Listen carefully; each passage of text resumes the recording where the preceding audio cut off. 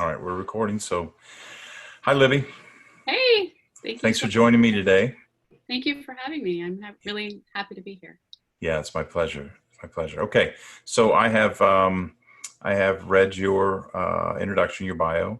Do you want? I want to give you a chance to tell our listeners a little bit about you, what you'd like them to know. Sure. I've been a journalist for about 20 years, and over the years, I became increasingly interested in how technology shapes human behavior and how culture and technology and science kind of interact and influence one another. So that's sort of like my sweet spot is why do we do what we do? How do we define our identities? And all that work on identity and self-definition, self-conception, all that kind of, became part of what informed my interest in DNA testing a few years ago and led me to test and led me to write about testing. Okay. Okay. Great. So, um, I would assume, and I don't know if you're aware that through the NPE Friends Fellowship, we've designated June as NPE Awareness Month. Yeah, I heard about that. Yeah, yeah. So I'm doing a series this month with my podcast on and for that reason. And I myself am an NP, how I got into all this. So I really appreciate you doing this for us, for the entire group, on the behalf of, the entire group. Thank you. Um, okay, so when you first when you first got into the DNA aspect, how long ago was that? So that was about 3 years ago. My Okay, parents had done testing for years before that. Um, okay, but that was when I tested was early 2017. okay.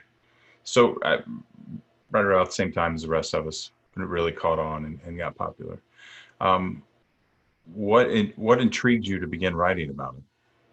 So I started writing about it. I wrote a story for the Washington Post early 2017, and it was the response that made me like sit up and take notice.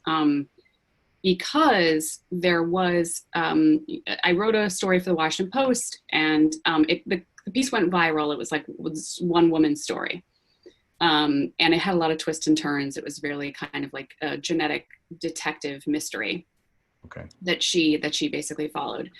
Um, but the response was so powerful from people who were saying, "I want to share with you, how DNA testing changed my life." And I think it's cool that you guys are doing this for June, NPE month, because I think it's like such an important issue. I feel really passionately that, that we need to be talking about what these experiences are like. And particularly, there's always been the experience of being an NPE. But with DNA testing, it's many more people experiencing it, and it's often experiencing it in a different way. So you're finding out as a result of a test versus like somebody telling you, for instance, and it happens all Right. at once. It happens very quickly. The shock and the trauma of it can be really profound. And I was seeing that in the emails that I was getting. I was getting emails from people who were experiencing NPEs. I was getting emails from people who didn't know they were adopted, from people who were donor conceived and maybe didn't know it or knew it, but then were discovering that they had, upwards of 20 or 50 siblings Wow. through that experience. And so, I just thought this is a seismic change. This is a kind of a revelation, right? In the way that we understand the truth about our families, about the way that we talk to each other, about the past, about our own childhoods.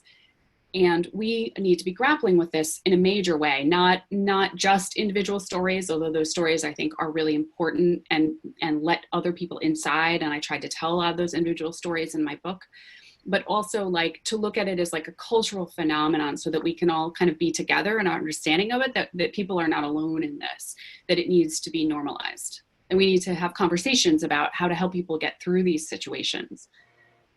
Yeah, absolutely. Very well said. I agree with you completely. I think this is the new normal.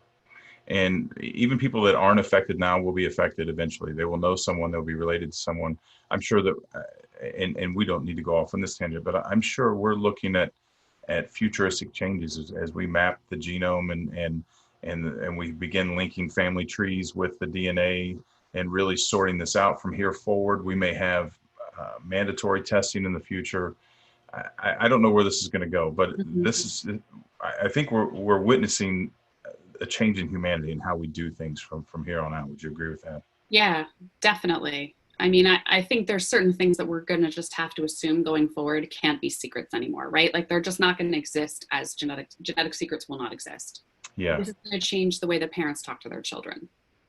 Right. This is going to change the way that siblings talk to one another. It's just, it's a major, I don't think you can overstate how big a change this is for the American family. Yeah, absolutely. And one of the side caveats is so many people from previous generations lived their life a certain way, and then all of a sudden everything was turned upside down unexpectedly. People, and I don't mean this as nefarious as it sounds, but people thought that their secret would die with them. That maybe even in their 60s, 70s, 80s, and 90s. I've seen that. I know you mentioned that in your book. And then all of a sudden the cat's out of the bag, and it's a radical shift for a lot of families. Very traumatic, as you said, very traumatic. Right, it's trauma on both sides, right? It's not just the person who's going through the discovery; it's the person on the other side, the secret keepers, or maybe people who didn't even know that they'd helped conceive a child. This is a sea change for them too. It's different for them. That's right. And we've talked about this on the podcast before. It affects everyone. NPEs are, and rightfully so, because it's trauma. And when trauma happens to us, our focus turns inward for survival instinct, right? If we're in a life-threatening traumatic situation, we don't have the ability to have compassion for anything or anyone else around us. It becomes survival. And NPEs, when we experience this, we turn our focus in for that reason. It's all about us. But this is a ripple effect. This affects everyone. I'm sure you've seen this in your book. It's not just the NPE. It's the mother. It's the new father. It's the birth certificate father. It's the full siblings you grew up with that are now your half siblings. It's your new half siblings that didn't realize they had another. It's new cousins. And there is a ripple effect that is phenomenal. Yeah, absolutely. I mean, I've started thinking about the number of people that are affected. So if I can just throw some numbers at you. Sure. So we have at least 30 million people in the databases across four companies right now. Okay. Ancestry, 23andMe, MyHeritage, and Family Tree DNA. So is that 30 million total between the four? So there could be duplicates within those organizations? Yeah. Not necessarily 30 million separate Americans. It probably is about that at this point. Okay. There may be small duplications, but from the people I talk to, it's probably a relatively small percentage. And the number may be slightly higher than 30, but 16 in Ancestry, 10 in 23andMe. And then the rest of the 4 million is made up of other companies. Okay. So of those approximately 30 million Americans, from what I can tell from talking to population geneticists and genetic genealogists who work with us and other industry observers, there's probably a conservative estimate is that at least 1 million people of those people who've tested have experienced one of two significant surprises, either that they discover they're the product of a not parent expected event, or that they have a sibling or half sibling they didn't know about. Okay. So that's 1 million people, but the universe of surprises is actually bigger. I'm talking about that narrow category because it's sort of easiest to kind of get your hands around, but you've also have people discovering that they are, adopted. You also have people discovering that they're donor conceived and that they have multiple siblings. How would you categorize that? You also have people who discover that some significant aspect of their genetic ancestry was hidden from them. So I write about a guy in the book, for instance, who, he's significant sub-Saharan African ancestry. It was hidden from him for his protection. His mother did not want him to experience the kind of racism that she had experienced. So she told him he was something else. Okay. So you've got piles of different, categories of surprises. Then for each surprise, you've got it refracting across multiple family members. So, one single revelation affects potentially your immediate family plus the family of, say, your genetic father. Or if in the case of a discovery that you're adopted, you've got 3 separate families. So a single revelation is going to affect, say, 8 to 10 people. Yeah. So what you're really talking about is millions of Americans impacted by this, the vast majority of whom are never spitting into a tube. So this is an important thing to think about, even if you never engage in DNA testing. Yeah, for sure. Thank you for sharing those numbers. What, and I know you broach the subject in your book. I've heard all types of numbers with the NPE figure. I've heard everywhere from 2% to 30%. What is your professional opinion on that? Yeah, I think it's about 1.9%. Okay, so right around the 2%. Yeah, based on the population geneticists who do the papers, and they sort of look at like surveys across cultures, that seems to be where the consensus is. There is that 30% number, but I haven't seen evidence to support that the number is anywhere near that high. Okay. That's good to know. Being an NPE, that there's a lot of jokes that the more the merrier, because it makes us feel a little more normalized with a sick, twisted sense of humor. But 2 out of 100 is a lot of people. Yes, it is. That's actually you're definitely not alone, right? I mean, yeah 30% would be much higher, but 2 out of 100 people is a lot. Yeah, and when we apply that number throughout history, it's mind-boggling, and we get into a completely different case of heritage and lineage and that kind of thing. Absolutely, because it's cumulative, right? So the chances that your life has been touched by an NPE get greater each generation you go back. Yeah, absolutely. Okay, so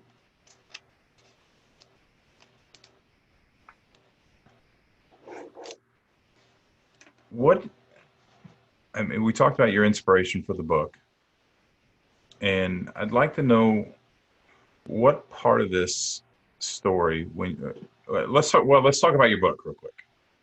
Okay, let's do that. That's why we're here, right?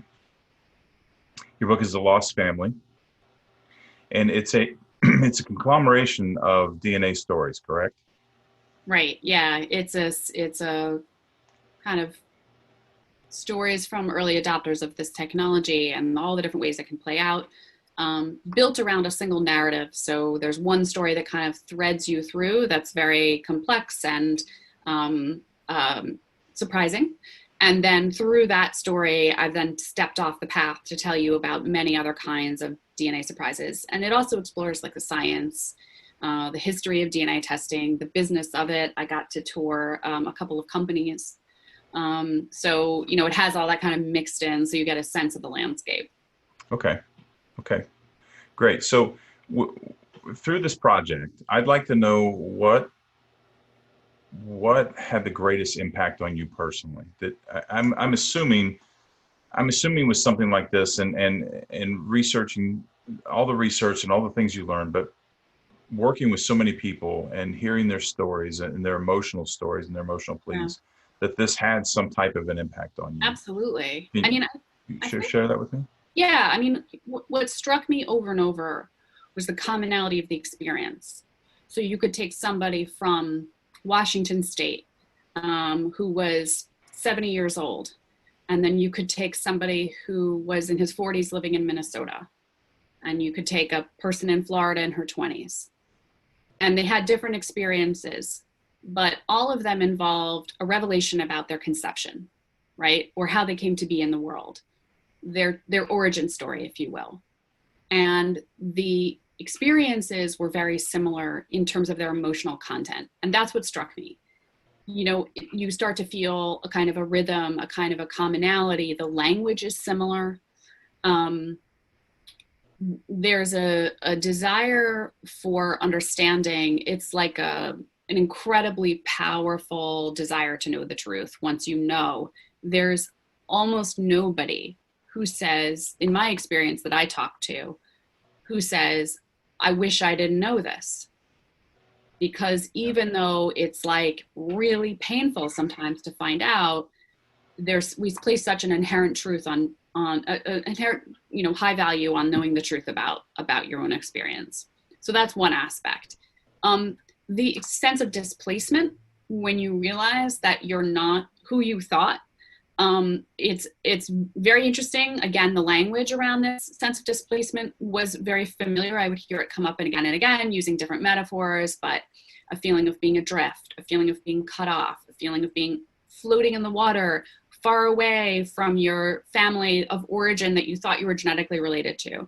And then a sense of seeking, right? Like a desire to put down roots, a desire to know exactly where on this earth you should stand. So there's like a kind of a disorientation followed by a desire for like orientation, a desire to like be like located somewhere. And it seemed to me like people, from what they said, they really needed that knowledge. They really needed to know. They didn't necessarily have to have a relationship with their genetic parents, but they needed to know sort of where they came from in order to be able to like say, okay, this is where I am. This is where I can rest here. This is me. Yeah. So that's pretty much my experience in a nutshell. Is that okay? I was just about to ask, like, is that your experience as well? Yeah. I identify with Jason in your story. Yeah. I knew something was off my entire life. I used to ask questions jokingly, but I just knew something wasn't right. I didn't really know what it was. So it wasn't a huge shock to me when I found out, but it answered a lot of questions. It answered a lot of questions that I had, and answered a lot of questions that I didn't realize that I'd had. It's hard to explain. It was a relief in a way, because everything suddenly made sense. That my life hadn't made sense, and suddenly it made sense all at once. And I wouldn't trade it either. I wouldn't trade it for anything. And I do a lot of work with NPEs to try to get them to realize, to really own their experience. This is an opportunity. You touched on this just a second ago, that with our identity is created, and we don't realize that we actually create it. Even at an age when we don't understand that that's what we're doing, we take information given to us, and we accept that. We take it for granted, and we accept that as truth. We're told that we come from this family or this family, and we do this or we do that. This is our motto. This is, grandma taught me how to can, and her grandma taught her, and I'm going to teach you, and the father, all the habits and everything. And we put it all together, and that's how we forge our personality. And as an NPE, it's a real wake-up call. It's metaphorically like the Matrix. It's the red pill and the blue pill. And Yes, yeah. It rips the veil off the charade that we live, and you're forced to deal with the fact that you're not who you thought you were, which is painful, but it's beautiful in a sense, because now when we have this conversation and I explain to them, you agreed to adopt these things as your personality before. Now you get to do it with awareness and maturity and wisdom, and you get to rebuild who you are based on new information. And you can keep stuff from your old family, you keep stuff from your new family, you can get rid of all of it and go find new stuff. But so there's a real opportunity here. Unfortunately, it's incredibly difficult to get to because the pain is so overwhelming, and it really is a traumatic experience. There's an organization that I'm part of called the International Association of Trauma Recovery Coaches, and it's founded by a licensed therapist who founded the coaching organization to deal specifically with trauma. And we're working on a model for NPEs, because it in itself, as you're well aware, is extremely traumatic. And Wow. I'm sure there's not a lot of therapists trained to handle this right now. Yeah, there aren't. I think I know of three or four. Okay. And also, traumatic in all the ways that we've talked about, and many more, I'm sure. And also in terms of the relationship with the parents, and maybe if the parents knew. Yeah. The trust with them, or the trust with the mom, depending on the situation. Like, I saw, and I mentioned in the book, like there's a study of people who are donor conceived, and in cases where they were not told that they were donor conceived and then found out later in life, it was not the revelation of being donor conceived that bothered them. It was the not having been told, right? They could accept that. That's right. They could work with that was the reality of it. It was the fact that they hadn't known, and the way that affected their relationship with the people who didn't tell them, for reasons that historically often made sense. But nevertheless, people thought they were often doing their best. And now, of course, we see it differently, because now the wisdom is that you do tell your child that they're donor conceived. Yeah, it's a different world. Yeah, and it's a different world. And so, it's difficult to go back and judge people by contemporary standards, especially if it's, 60, 70 years ago. But nevertheless, for the adult child to discover that, it can be very painful for their relationship with their parents. Absolutely. And I'd like to expand on that a little bit, because I think it's important for people to understand the historical context. That today, privacy is dead. We if there was any left 20 years ago, it's gone. We live our lives openly on social media. Mm-hmm. Everything's in Google. Google is a living, breathing, growing entity. Every time we put information into the internet, Google expands and grows. And everything about us is all over the place. I'm amazed if I Google someone's information and I can't find it. I'm just absolutely amazed. And so we are not shy about, because of television, internet, and social media, we're not shy about our business anymore. We talk about things open. And even with the trauma that I'm dealing with, it's a thing now to talk about your trauma.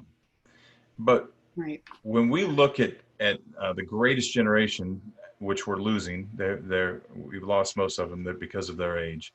My great grandmother died at 99 in 1999.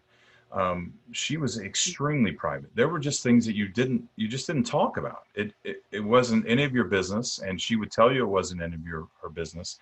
And that's the way that those people lived their lives. Everything was very private, very discreet. You just handled your business. You didn't worry about anybody else's business. And so when that plays into this tremendously, because if a woman was 15 and got pregnant, for example, many people probably don't realize there was a time, if you were a teenager, a female, you were a teenager and you were pregnant, you were shipped out of state to someone else's house, and oftentimes to a home. Absolutely. Where people didn't really know what was going on. They kept it very, very quiet. Absolutely. And there are cases of women who were told that their babies died in the hospital, and they were just really taken away. Oh, wow. I didn't know that. Yeah, there's a case that was reported, I want to say in the New York Times a year or so ago, about a woman who gave birth to a baby, thought that baby was dead because that's what she was told. She was an unmarried young woman. She never was able to have another child after that. That child was actually taken from her, and they discovered each other through DNA testing. That child is now in her 60s. The woman is now in her 80s. Wow. So you're absolutely right about the landscape of how oppressive it was for people. And I really think about it as cultures, two wildly different cultures bumping up against each other. That's right. That's what the DNA age represents. It represents two vastly different places, right? The present and the past. A culture of transparency versus, stigma, taboos. And it's all kind of coming out into the open right now. So, there need to be many more therapists doing this work right now, really. And not just for one side, but for every side of this experience, because, I'm sure that the experience of a mother is different from the experience of that child. And yet, hopefully, ideally, in an ideal world, everyone can talk about it in a safe place and work through it, because it's really tough. Yeah, it really is. And my advice, I've given my advice. My mother did not tell me and then emphatically denied it despite the science. And I know you've heard, I mean, that's not anything new. So it's an extremely complex situation. Um, I've been angry with her, but I also understand the position she was in. I don't agree with what she did, but I really try to understand the human angle. But I've said this before. I want to take this opportunity again that anyone who has a secret now, you might want to try to get in front of this, and because this isn't going away, is it? Yeah, I mean, I think you're saying things that I've certainly heard before, um, and that I have said myself, which is Okay. that if you are in possession of a genetic secret, that it's not a matter of if but when, most likely, and that it is vastly better to find out from a loved one than it is to spit into a tube and find out from a computer screen, because then you've got all those feelings of why didn't they tell me, and it's That's just an right. impersonal form of delivery. It is, I think, helpful to the trust to, kind of get in front of it, like you say, and tell that child, because I think, I think it's not really, uh, you know, years ago, the question was sort of like, so maybe in 2015 or 2016, like, what should you think about before you test? And I think that's still an important question, but I think increasingly with the numbers that are in the databases, like, we're all sort of like affected by this technology now, so it's kind of not even a question of whether you choose to test. Right.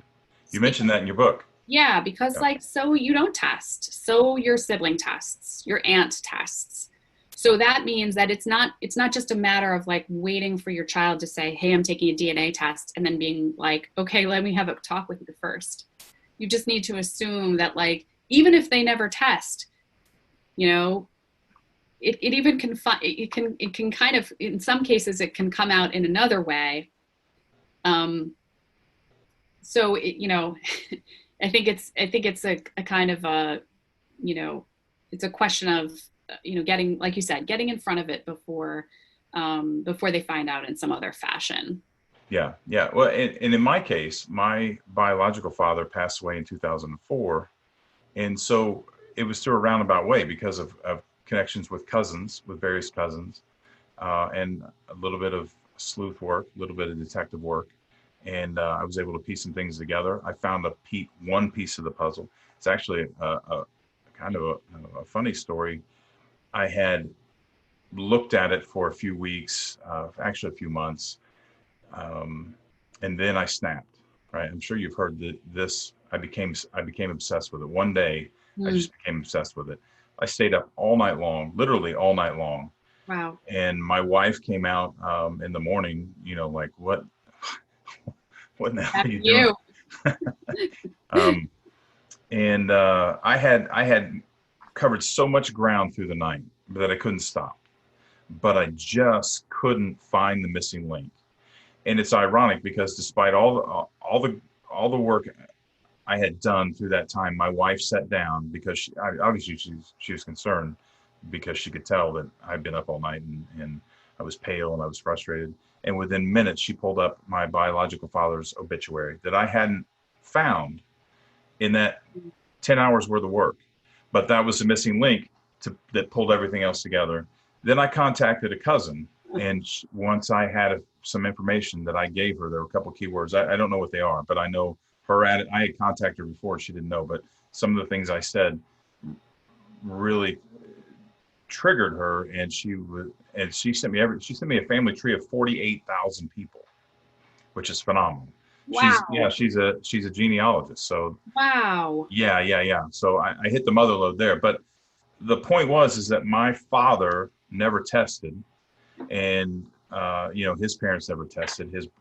His siblings never tested. They'd all passed away except for one. He's in his 80s.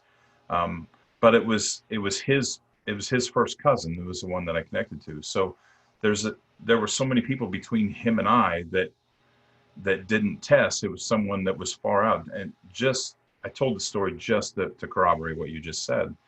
And with the database growing, it Yeah, could be a third, fourth, fifth cousin.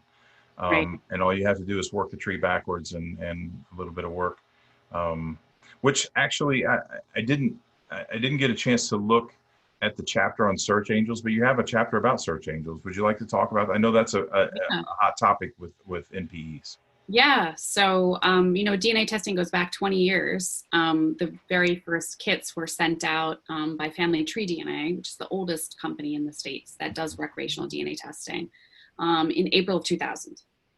So, but it takes us 10 years to get to the advent of autosomal DNA testing, which is the kind of testing that we're talking about that everyone's doing now. Um, Depending on the company, the years vary a little bit, but you start seeing this kind of testing and the presence of being able to find your genetic cousins, your genetic kin around 2010, 2009, 2010. And that's also when you start to see the like adoptees starting to use this information to come up with a way, a formula to figure out how to find their birth families. And that also is like the very beginnings of the presence of search angels, who are people who, volunteer. They're good at genetic genealogy, which is a kind of puzzle solving that I don't think I can do at all. And you have to be able to you have to understand the DNA, and you have to also be a genealogist. I think that's the part that seems really challenging to me. And so you see like an organization like DNA Adoption. So they kind of give birth to a method, and also eventually they start training people, and you see adoptees coming out of that. Some of those adoptees act as search angels for others. Some people are just search angels without having that background as being an adoptee. And that community keeps growing and growing, and it's primarily growing in more recent years on Facebook. And so there's a lot of organizations like DNA detectives, like a lot of the subgroups of DNA detectives, and a lot of the other organizations that are not affiliated that specialize in, Italian genetic ancestry and Jewish genetic ancestry and specific areas, of different countries. And on those groups, sometimes there are people who are willing to help. And sometimes it helps that they have this kind of history. And then there are also people who rent. You can purchase their services. You can pay them money to help you. But the search angels are fascinating because they are primarily women, from what I can tell. They're kind of grassroots. They're driven by a sense that people deserve to know their genetic origins and that people shouldn't have to pay.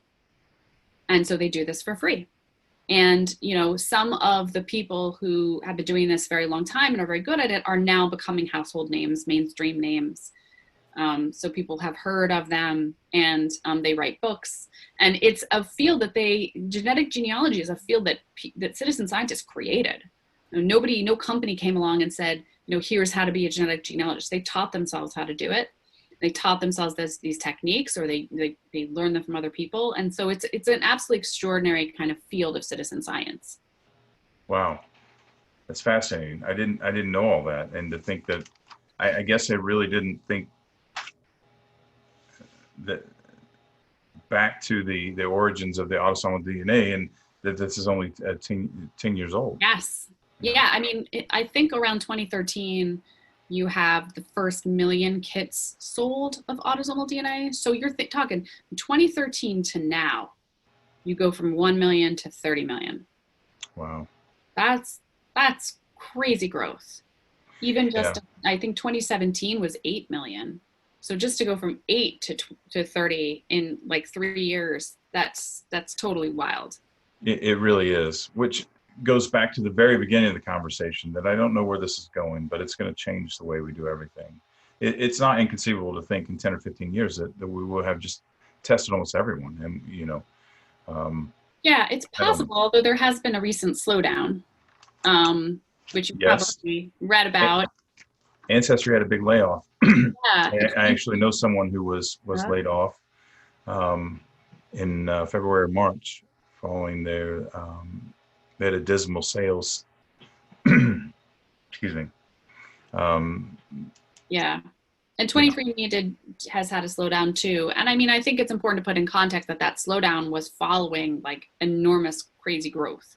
And Yeah. now you're seeing a pivot towards other kinds of testing. And the health-related testing tends to bundle the ancestry results.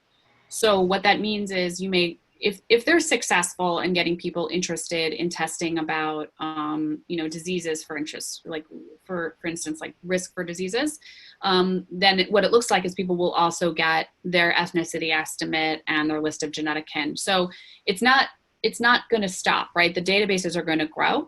And these revelations are going to continue to happen, but you're not going to see the incredible curve of growth. I don't know that could have been sustained. It's sort of like now a little bit of a more gentle slope. Okay, makes sense. And I've also heard concerns about the topic that we're discussing, the DNA surprises. And I know that there's a concern over privacy and law enforcement and that type of thing. I don't think those two things, though I think they have an effect, I don't think they have the dramatic effect. I think that the sustainable growth is a very valid point. I think you're right on with that. Yeah, I mean, I think I tend to agree with you, but again, this is kind of stuff that I've culled from talking to people in the business, that I think the privacy is a concern, but I think it's maybe subsidiary to the fact that the companies basically vacuumed up all the early adopters who were really interested in doing this for the purposes of family research or getting their ethnicity estimates. And I think that there's just a limited category of people who are going to do that. We're going to spend $99 to do that. And then they need to sort of find what their other market is. Sure. Yeah, makes sense. Makes sense completely. So again, I appreciate you doing this. Is there anything, I mean, what have you come away with all this? I mean, what's a final thought you'd like to share with my listeners? Yeah, I think that questions about the questions that the age of recreational genetic testing kind of bring to the fore are relevant to everyone. They're not just important to people who do DNA testing and say discover an NPE. That's because the people that I interviewed for The Lost Family and that I've just been talking to over the years and talking to since the book came out, over and over, they're talking about themes that are important to all of us. So what makes me who I am? How do I define my ethnicity and my culture? Is that the product of genetics or experience or intention, the intention of my parents? Like how does that come to be? What is family? What is a father? These are all things we've thought about for a really long time. And you can go back to like ancient Rome for people kind of pondering like the nature of a foster father, right? And what rights he should have, for instance, versus a biological father. So these are like ancient questions. And they matter to us because they matter in terms of how we understand our orientation on the world and how we think about ourselves. And so like I definitely, through the process of writing this book, came to think about how I define my ethnicity and why. Because it's selecting, it's self-selecting. Like I don't think of myself as 25% this and 25% that and 50% this. I think of myself as like totally one thing. Yeah. Based on how I was raised and the values I was raised with. But I'm mostly not that. So why is that? Right? And so I think it's relevant to me, right? And I did not experience a significant DNA surprise, but I did experience the incredible immediacy of the past that DNA testing allowed me to access, and the sense that I think all of us have now, that the past is not that far away, and the past shapes us. Whether you're talking about 50 years ago when you were born, or 100 years ago when your immigrant forebears came over. We are the products of those things. And I think DNA testing makes that really, really evident and allows you then to engage in these questions of like searching and selfhood that I think are becoming increasingly common for Americans, right? This is the age of discovery. It's the age of seekers. It's the age of us all kind of seeking out self and family and identity. Yeah, I don't have anything to add to that. That was that was quite eloquent, quite amazing. I agree with you, and it's a new twist on interest in history. You know, history previously was written by the victors, and we all read the same book, and we all learned the same story. The age of information has certainly changed that. There's information about everyone and everything in history for the most part. Genealogy is certainly a key into that. I can attest for that. I have become extremely interested in my genealogy since I found my family. I've learned more about history in the last 2 years than I had in the previous 10. Wow. And I'm fascinated with history, but it's just I see things so much differently because of the things that we're talking about. So Yeah. yeah, it's a very, very, very well put. Well, Libby, I appreciate you joining me today. Was a great conversation. I I really love enjoyed it. talking this. I'm so thrilled that you had me, and I had the best time talking to you. This was really fascinating. Good, good, good. So I want to give you a plug, libbycopeland.com, Mhm. and your book, which is sitting right over your shoulder, The Lost Family. And they can find the book at your website, Yeah, Amazon. Amazon. And if you want to support independent booksellers for this or any other book, you should check out bookshop.org, Okay. which is like all those bookstores that everyone's worried about they're going out of business. Bookshop.org kind of is a coalition of independent booksellers. So you Oh, can buy any place. Yeah, either place. okay. Awesome. That's good information. I didn't know that as well. Yeah. I've learned a lot from you today. Thank you. Thank you. Um, well, good. Well, again, I appreciate you. And maybe we can find another topic and have you back soon. I would love that. Thank you. Great. All right. Well, take care, Libby. Thanks. Thanks. Bye-bye. Bye bye. Hello? Is anyone here? Hello? Hello? Oh, hi. There you are. I've been looking all over for you. I want to thank you for listening today. I also want to tell you, if you haven't checked out my website lately, you should do that. It's www.thebradleyhall.com. Just to remind you, I am a holistic life coach, a certified mindfulness instructor, and I am a trauma recovery coach. And in these uncertain times, sometimes we just need someone to talk to help us clear our thoughts, help us organize our thoughts, and help us map out a clear direction of where we want to go to help us navigate through the obstacles that we may encounter through daily life. And I'm here to do that for you. So check out my website. I've got plenty of free content on my website, also on my YouTube channel, which is The Bradley Hall and The Health Preacher. And I'd love to hear from you. So thanks again for listening. We appreciate your support. And until then, take care of yourself.